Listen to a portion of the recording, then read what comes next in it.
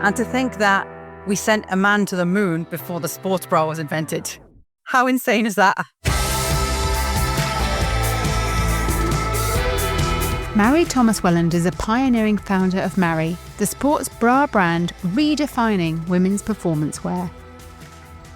In this episode of The Game Changers, I talked to this sports engineer turned entrepreneur about how she's combined her technical expertise with her own sporting experience to design bras and sportswear that truly empower women to move with confidence. Maaree's groundbreaking innovations are now trusted by women across the world, including international sports stars like Serena Williams and lioness Millie Bright, cementing Maaree's reputation as the go-to brand for support, comfort and performance. Maaree, can I start with those incredible images of Serena Williams in your sports bra? How did it feel to wake up in the morning and see the internet full of her gym selfies showing off her six-pack in a Maaree sports bra? Oh my God, it was insane. It was one of those moments where you only first start out a brand and people are like, oh, who would you love to get in your products? And my aim was always like, oh, I would love it if I could get my bras back on Serena. That would be amazing. Always thinking, that's probably a very far shot in the dark. You're probably not going to get there. But when that moment actually happened, oh my God, I was running around the house. I was telling everybody. I was putting in all my WhatsApp groups. It was so cool to see that they had reached her and she loves them. And I've had feedback from her team saying that they're incredible. So yeah, it was an unbelievable moment and one that's right up there. It was all over my social media feed at the time and people sharing it and excited for you as well and excited for the brand too. That's so sweet. Did it have a noticeable impact in terms of awareness and sales for you? Absolutely. So yeah, I had a lot of people reaching out to me saying that they saw the bra, how amazing that was because, Serena is beyond sport even, isn't she? She's so much bigger than the sport that she's in. And so it was so incredible to see that. And next time I would love it if we got a tag. Obviously she's probably restricted to what she can post about with her deals and everything, but it would be so incredible if hopefully sometime in the future we could get a tag as well. That'd be fantastic. But we'll see what happens. And did you find out how she came across it, where she found it from her team? Have they told you how it came to be on her? So her team actually reached out to us. Strangely enough, it was, again, one of those messages that comes in and you think, this can't be real. I didn't believe it at the start. And as soon as I read the message and someone was like, oh yeah, we'd love to get your bras on Serena and then get her to try them out because she struggles with this area. And so I was like, okay, I'm not sure if this is a true message. So I did a lot of research and I was like, okay, is this right? Is this coming from the right email address and things like that? And then once I confirmed that was right, I was like, okay, you can have whatever you want. Yeah, absolutely. So then I put a little package together for her. And again, only being 90% confident really that this is going to a legitimate source and I wasn't being catfished or anything like that. So I still had no idea for a good few weeks that if they had actually been received by her or if she likes them or anything like that. Still no idea if it was true. And then when the image came out, I was like, oh my gosh, okay, it was true all along. This is amazing. That's fabulous, isn't it? Because it's not just the fact that you got them to her and to try them, but then she liked them enough to be pictured in them. And there are many other brands, that she's associated with that she could have been wearing. So as you say, that's the kind of proof in that image. Absolutely. And I've had feedback from her team with them showing messages from her saying how much she loves the bras and how much she's impressed by them. So even without the post, that would have been just such a heartwarming moment for me. Absolutely. As a fellow Loughborough alumni, graduate, I love that that's where your entrepreneurial journey started. So can you take us back to where you realised the sports bra industry perhaps was failing women and what sort of sparked your passion to fix that? I've always been a keen sportswoman. I played hockey all the way through school and to a pretty decent level. And so I always knew I wanted to do something in sports, but I was more interested on the product side of sports. So I did sports engineering at Loughborough, which was an amazing course. I had so much fun on that course. And I was fortunate enough after to get a job in the department testing the performance of sports bras for other brands. And so there's only 2 places in the UK which has that kind of research and development centre for sports bras. So Loughborough being one and Portsmouth being the other. So I thought this was an amazing opportunity that I got all of a sudden, and obviously one that I was interested on personally as well, because I could never find the perfect sports bra for myself. I never really questioned it up to that point. I was wearing 2 sports bras at a time, realized so many other women were as well. So I just suddenly felt kind of really interested to learn more about this subject. And so all the women who would kind of turn up for my trials were also really interested in finding their perfect sports bra because they couldn't find their right one. And a lot of these big brands used to come to us and say, oh, we need to reduce, downwards motion of by X% in this bra. And he's like, okay, great. But I can see from those results that your boobs move in a figure of 8 when you're running. And so just to concentrate on reducing downwards motion felt really short-sighted to me. I used to tell them, why don't you put something over the top? Because if you can stop your boobs coming up so much, then they won't come down so much. But this either kind of never made its way back up the food chain, or, they were looking for a marketing claim. But, it was a few years later, and this idea still never really left my mind. And it occurred to me, like, well, if the big brands are coming to us to do their research, that must mean all the other brands are doing nothing. So there's no surprise, really, that there's such a big gap of knowledge in this industry, so that so many women can't find their right support because the market doesn't sound like that it's catering for the women in it. So it kind of made sense to me, like, why actually can't I do something about this? Because I'm part of only 2 places in the UK that has all this knowledge. So why not me? I started asking myself, why not me instead of why me? And so, yeah, that's kind of when I thought, right, I'm going to do something about this. I went to a charity shop one day and I bought a belt of all things, and I adapted it to suit the shape of my body and attached it to a sports bra that I had in my wardrobe already. And so I went for a run, and even without all that fancy equipment, I could feel how much of a difference it made. The amount of bounce reduction I was getting in that bra with that new belt on top compared to when I didn't have that belt on was so significant that I thought, okay, this idea's got something in it. So then, yeah, I went to kind of find some new suppliers to help me develop some prototypes. And yeah, now we developed the only sports bras in the world with Overband technology. And how did it feel when you took it? So obviously you had that idea, and then and I love that story of the kind of DIY prototype with the elastic belt. But how did it feel when you then ran and that aha moment of this has actually worked? Was that a surprise? Did you anticipate that would be the case from the stuff that you'd researched before? I mean, I could feel there was definitely ways to improve the sports bra. And I just, in my mind, I hadn't obviously put it into something physical yet. I just thought this idea's got to work. Like, when women are running and they feel like they've got too much bounce, they put their hands over the top of their chest. They don't support themselves by putting it underneath. And so I just thought there's something that's got to replace the hands there. When I did go out, I thought maybe there's something I've missed. Maybe I've not attached this belt correctly to the bra to, really make it perform like I think I did. But yeah, when I went for a run, I felt that relief. It was just insane. And for the first time ever, I thought, oh my God, this is the best bra I've ever owned at this point.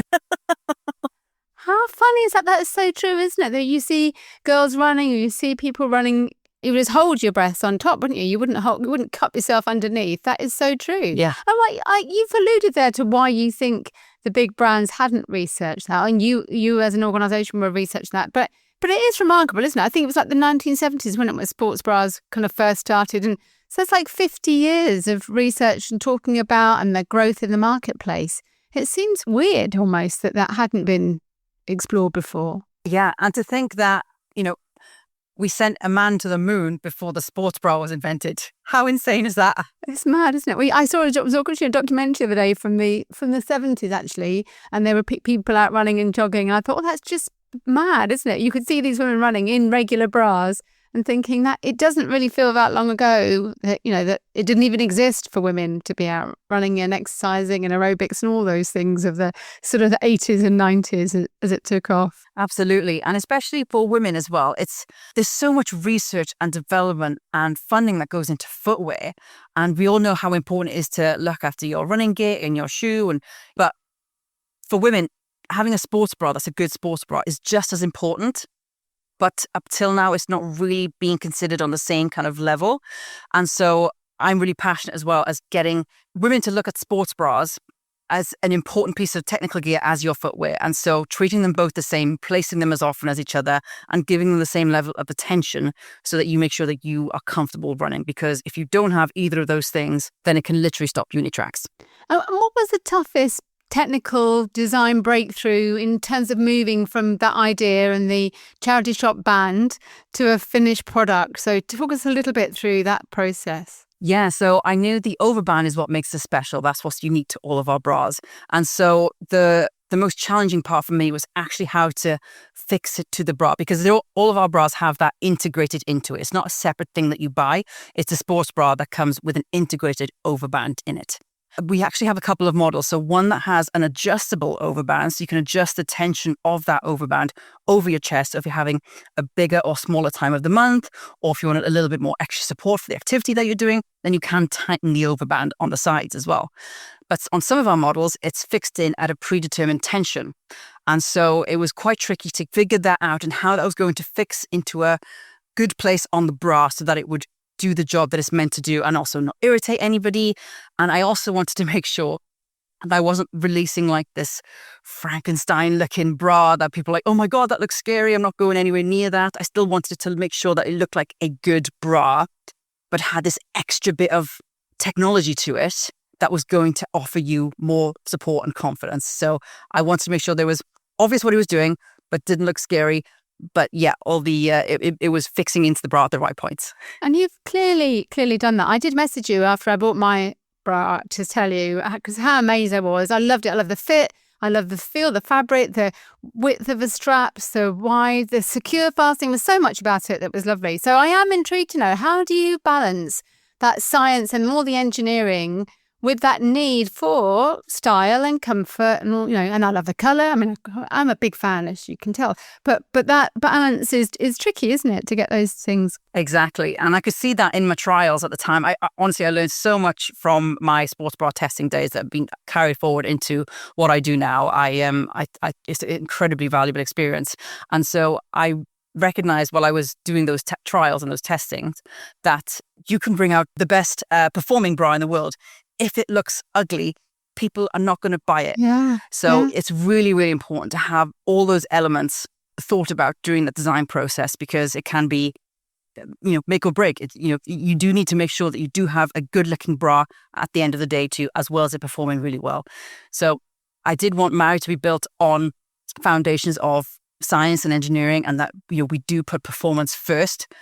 But also we haven't forgotten about the design element, and that has come into it after as well. So we do want to make sure that we have both, so that it's a good looking and high performing sports bra. Yeah, that's so interesting, isn't it? And that's so true, isn't it? I think about old sports bras I've had in the past and whatever that look more, I was going to say medicinal. I don't mean medicinal, but overly functional and not a beautiful thing. And actually you want to put your kit on and feel good in it as well too. And especially, I guess, with maybe younger women, not me, but that whole exercising just in your sport. I mean, as Serena showed in her pictures, women exercising and showing their sports bras, and actually you want it to look as good as the rest of your kit. What's to stop other big manufacturers now jumping on board and going, oh, we really like the Overband, and incorporating that in their designs? Was that a concern for you? So it is something that we've always thought about since the beginning. So we've always made sure to get the IP wherever we can, and to make sure that we protect ourselves as much as we possibly can too. We have seen a couple of brands already trying to, bring out something similar. And, thankfully I've tried some of those bras and they are not, to the same standards as ours. So they are missing that kind of little bit of magic. But I just think our bra is so well thought through. And if someone was to kind of jump on that and trying to copy someone else, it's never going to be as good as the real thing. And so, I always think that you always have to, stay true to yourself and build on the foundations that you have as a company, and that should hopefully carry you through. I love that. And launching a brand's never easy, is it? So what was the scariest leap you feel you had to make in those early days of getting started? Oh my gosh, I had so many of them. It's difficult to pick one, because I've never done any business courses or anything like that. And so I didn't go to Loughborough and do a sports engineering degree thinking, at the end of this, I want to start a business. That was never really my goal. I was just interested in sports products and helping women. I just happened to kind of stumble across this idea, which I thought was good, and then develop it myself. And so suddenly I thought, oh my God, I've got a business that I don't have any business experience whatsoever. Nobody in my family has any business experience. And so a lot of it was just learning as you go, which I think I quickly realized you just have to get comfortable with being uncomfortable, and figuring out how this all is built from the bottom up, I think, is also a really good way to build a company, because then you know everything that you're hiring for but underneath you, because you've done it already, because you've had to figure that out yourself. Maaree was taking off as COVID hit. So how did you manage to keep the business alive and even grow it during that period? Because it was such... When was it? When did you have your first bras? Gosh, so yeah, December 2018 was the first time that we launched. And so we had a year before COVID hit, which is not very long. And it was a very tough time for the business. So we were due to get a restock in the February 2020. And that never happened, unfortunately, because of COVID hitting. And so we kind of had to wait out the storm a bit and, try and keep people interested and remind people that we're here and don't forget about us, because we had just gone completely out of stock by March. And so I was suddenly a sports bra company with no sports bras to sell, which was an incredibly scary feeling. Unfortunately, we had, very low outgoing. So I was able to kind of manage the storm a bit. But then we have to turn these mistakes into opportunities. And so that's when the idea for online fittings came around. So I knew that I wanted to get people in our sports bras when they arrived back. So to keep people interested and so that they knew what size they needed to get once the stock was back in, then I was going to fit them. But obviously we couldn't do that in person anymore. So I introduced online fittings. I was doing them one day only and see how they went on. But they were so successful, I was completely fully booked. And so I thought, okay, I'll do it again next month. And then I thought that turned into a monthly thing, which then turned into a weekly thing, which turned into it's multiple times a week now. And they worked so well for us that we still do them today. And they are one of the reasons that people keep coming back to us, because they just feel like their hand is being held throughout the process, because so many women have question marks around their size and which style they need, that it's become one of our cornerstones as a business. I think it's one of the reasons people keep coming back to us. But we did actually go, I think, 6 or 7 months without any stock during COVID. And so when I finally opened orders again in October, November time, fortunately, we had our best sales day ever, which is still our record day to date. Like, it was such a good day of sales that we were able to kind of kickstart the business again. And we actually we predicted all the sales we would have done in that 6 to 7 month period. And we did all of that in that first day, which was incredible. Oh, wow. Wow. And did you ever think about jacking it all in and going to try something different during COVID, where you were so frustrated with not having stock? Or did you see the passion was there for the brand? I didn't think that at all, actually. I was very frustrated and it was a very tough time. But I loved what I do. And there was such a calling from our audience for our bras to come back. So I could feel there was a need there and we can fulfill that. It was so frustrating getting our bras back in to stock. So I knew that that flood was coming, but it was just so frustrating to be able to kind of keep telling people, so sorry, not yet, not yet. And it does feel like community is so central to everything you've done with Maaree. How has that kind of sisterhood of your supporters shaped the journey? It's obviously so important there during COVID, but as the time's gone on, has that been maintained? Yeah, and that's something we really want to be concentrating on more going forward as well. We're going to be dedicating more time to that because we do know how important it is and how integral it's been to our journey so far. So it is something we definitely want to keep building on, because I feel like we are tapping into, a community of women who really get what we're trying to do and really believe in the same things that we believe in. And so we want to be putting on more events, more activities that we can all meet up at and do amazing things and support one another. So watch this space. Lovely. I went back to Loughborough actually a couple of weeks ago. I was at a women's health conference and was blown away by a presentation about sports bras and breast health from Professor Deirdre McGee. And I realised that when I was listening, there's so much that I don't know, that I kind of feel I've been around this space for a while, but so much I didn't know, especially around the anatomy of the breast and movement and impact and the things that you've alluded to then. So what do you feel are still some of the most common myths and mistakes that women are making in the sports bra space? So I feel like a myth, one of the biggest myths is that we have a lot of women coming up to us saying, oh, I'm too small to need a sports bra. And I always think, oh, okay. I mean, you will need probably different levels of support than someone who is larger chested, but you shouldn't negate that as thinking, oh, I don't need any support whatsoever, because there's a lot of research out there that shows that even A cups will move your breast will move 4 centimeters when you're running. Wow. And so that's still something. And you want to be making sure that you look after yourself and protect the ligaments in your chest to make sure that you are looking after your body. And then that's compared to, I think if you're an F cup, I believe, then your boost can move up to 14 centimeters when you're running. And so you can just see that there is a difference there, but even A cups do also move. So you need to make sure that you've got the right support for you still. So I say that's the biggest myth. With regards to the biggest mistake, that is undoubtedly that women, and men, but mostly women, will still be getting their bra size wrong. They misunderstand how bra sizing actually works. So what I mean by this is, for example, let's say someone's a size 34D. And so they think, I'm a 34 back, I'm a D chest. And then if they want to go down a back size, and they'll go, okay, now I need a 32D. And that's actually not correct, because a D cup, it will be smaller on a smaller back sizes and bigger on bigger back sizes. So the letter in your bra size does not represent a specific volume. Those letters even vary across back sizes. So if you actually to go down a back size to a 32, you actually need to go up a cup letter just to keep the same volume. So 32 double D and 34D are actually the same size breast volume. And that's what people are getting wrong most of the time, so that if they change their bra size, they're doing it incorrectly.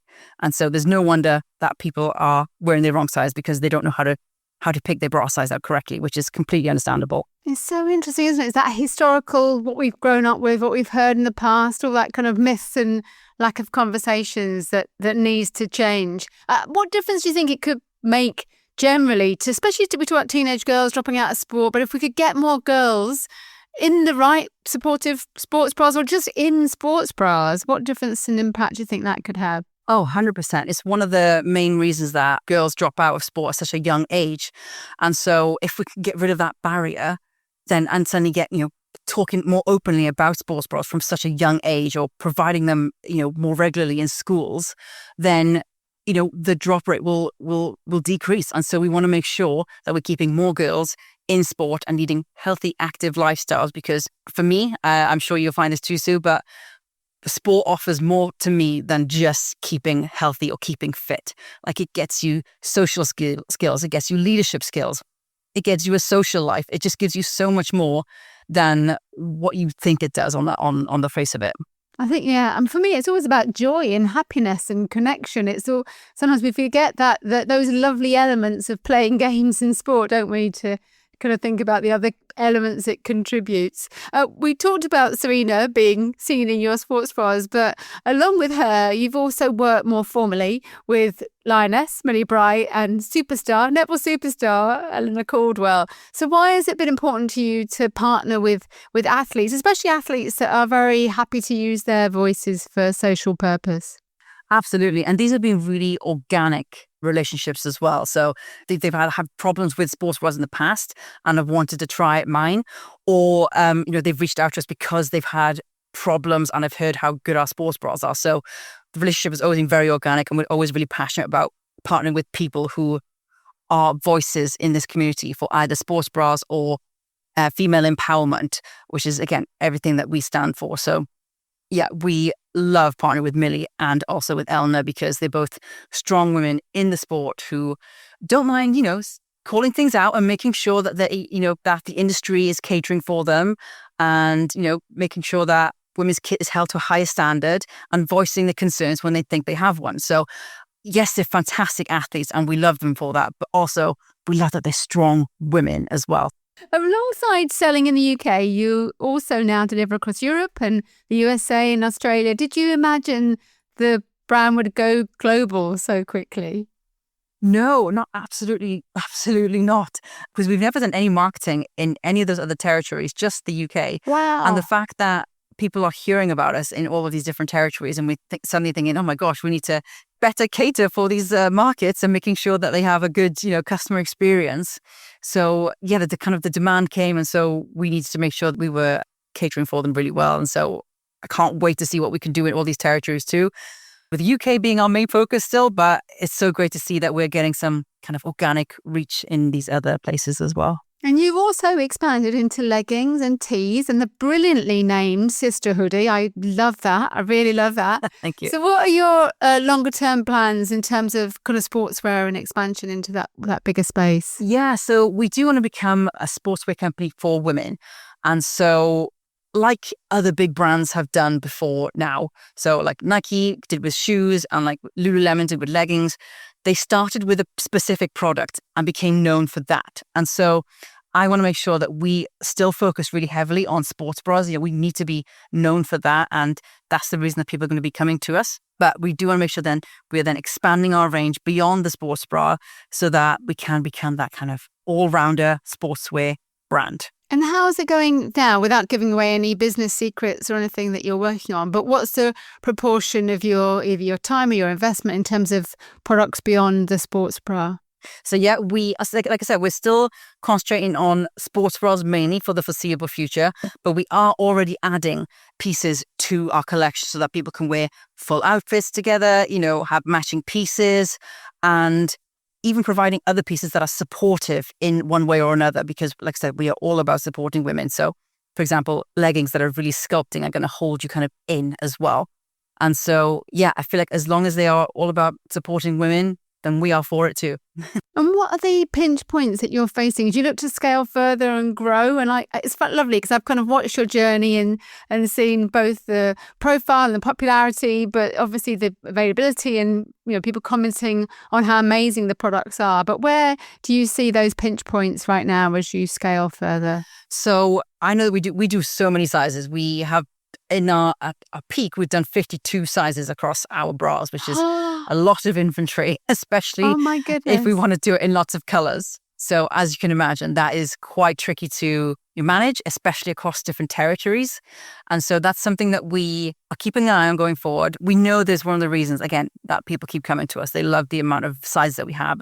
So we don't want to be getting rid of that, but we just need to figure out a better way to manage it and making sure that we can kind of cater to as many people as we can, but still managing that inventory level going forward. So that's always something that we're evaluating going forward. That's really interesting, isn't it? It's almost like that ease is having less of a range to have that diversity of sizes, but I can imagine that is tough to stock. We picked a tricky product to start with. It's so true, isn't it? When you think about, I've never thought about that before. If you think about shoes, like it is quite simply how many sizes of shoes you need. It is so different in a sports bra, isn't it? Yeah. Do many people kind of come into the space, do you think, and then fall over around that, almost not thinking about that vast range that's needed? Absolutely. And especially if you don't know what size you are, or you think you know your size, but you have different issues like, chafing or not getting enough support. Those issues are probably related to your size, but because they're coming into this process thinking they already know their size, then they might not change their size. And so it's just basically reaching out to those women and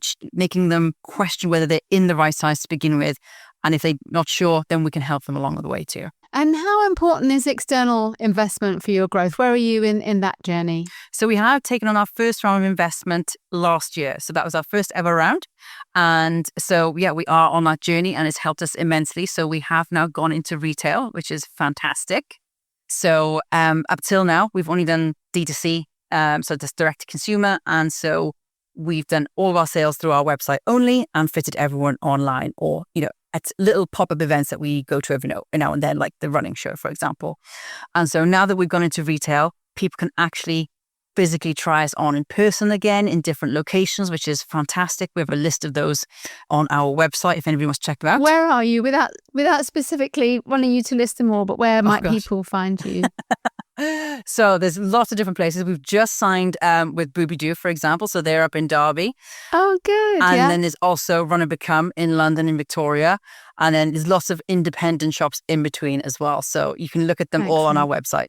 And is that your ambition to be in a bigger chain? Is that the bit that will make a massive difference for the brand? Or actually is it the independent running outlets and sports outlets where you feel the home is? So not to have too much of a pun, but we're going to try and walk before we can run. Yeah. So we want to make sure that we're going to cater for those smaller independent ones to begin with, making sure that our stock levels are managed correctly over the next little while, making sure that we can, add one or two more.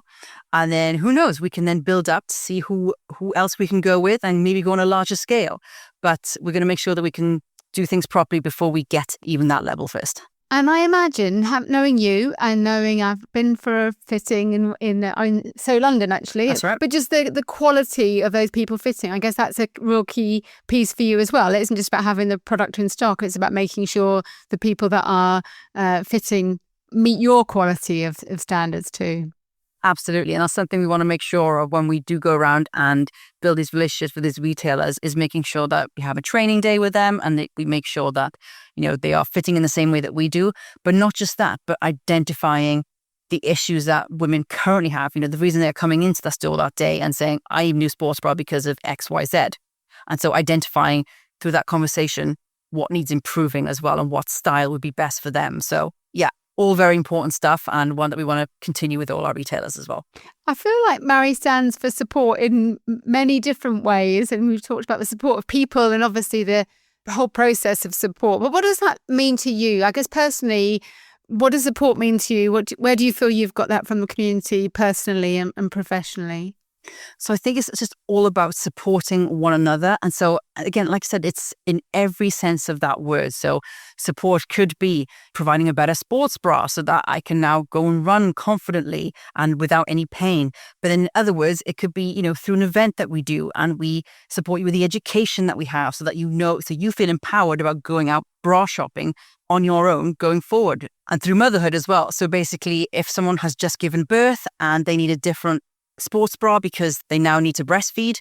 So making sure that they have all the tools for all the stages of their lives, and with it obviously not just being constrained to sports bras as well, but through the education and other tools that we can provide women to make sure that they are empowered to lead the lives that they want to. It sounds like, as I talk to you, like you're thoroughly enjoying it. And obviously it's been challenging. Do you love what you do? I guess it must be frustrating and sort of sleepless nights in terms of logistics and funding and so on. But are you enjoying the process? I really, really am. And like you said, there will be days where you feel like you want to pull your hair out and things are not going your way. But if you're still getting through those days and still thinking, I really like what I do, then I think you're probably on the right path. And yeah, I thoroughly love what I do. And especially speaking to people at live events and in person, and then relaying back to us things like, oh, I saw you last year. I've got your bra. It's made such a big difference. I've come back from another. And it's like, oh, that stuff is what gets me going, what keeps me going. I love it. I was just joining a long line of women sending you an email going, oh my God, it's so amazing. I love it so much.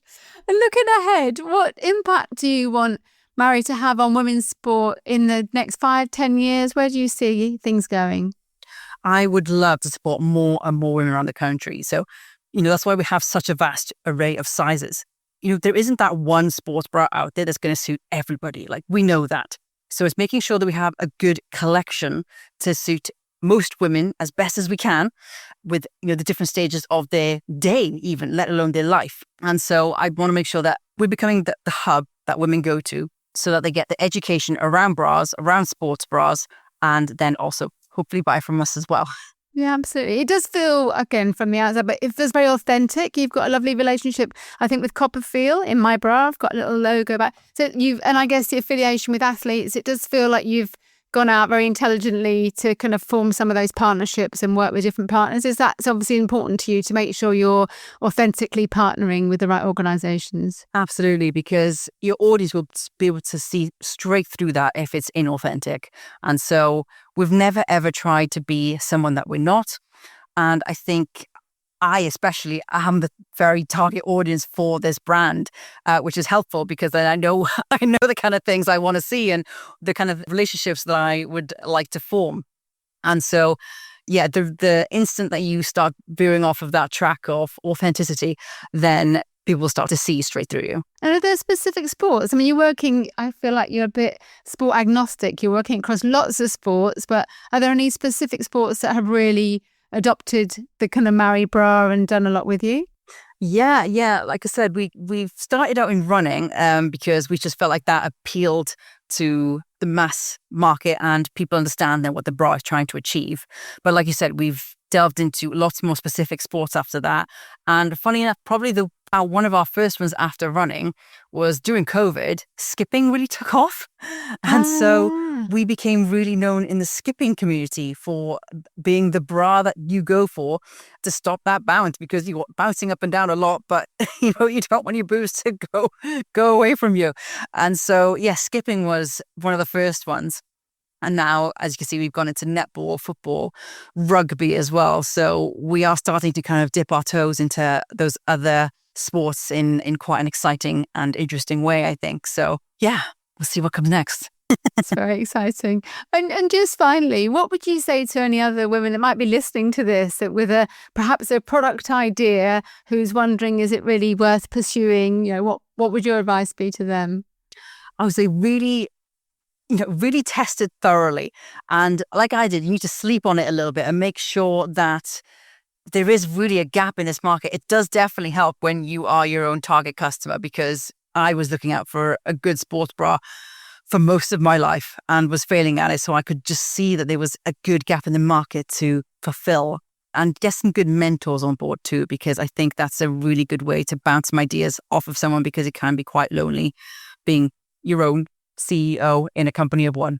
Have you found that support? So the mentors have been important to you in terms of the business, other women, or men and women that have been in this space? Yeah, absolutely. And groups like the Women's Sport Collective are really helpful for that. At the end of your hand in a WhatsApp group, there is lots of women to talk to and who would have gone through this experience before you. And so it's a really good way to communicate with lots of other people who are going through the same thing as you and not feeling alone. Lovely. I often think that founders group is so nice, is even if women aren't sharing or just watching the conversations that are going on, you get a lot from that if you're at the early stages. Exactly. I don't necessarily participate in every single conversation, but I do see all of it. And so you can jump in whenever you feel like you can either contribute or get some help. And I wonder, what would you have done if it hadn't been sports bras? And thinking back to the degree that you did at Loughborough, going full circle, was there anything else, any other area that you might have taken if it hadn't been the sports bra space? To be honest, the only thing I was thinking of before sports bras, and it's simply because that's what the majority of everyone else was thinking on the course, is that you end up going into footwear, because that was the sexy topic at the time, and everyone wears footwear, and so it just felt like everyone on the course wanted to go into footwear at some point. So I just kind of was following the crowd because that sounded great. But once realizing sports bras were just as important, I thought, wait a minute, this is more interesting.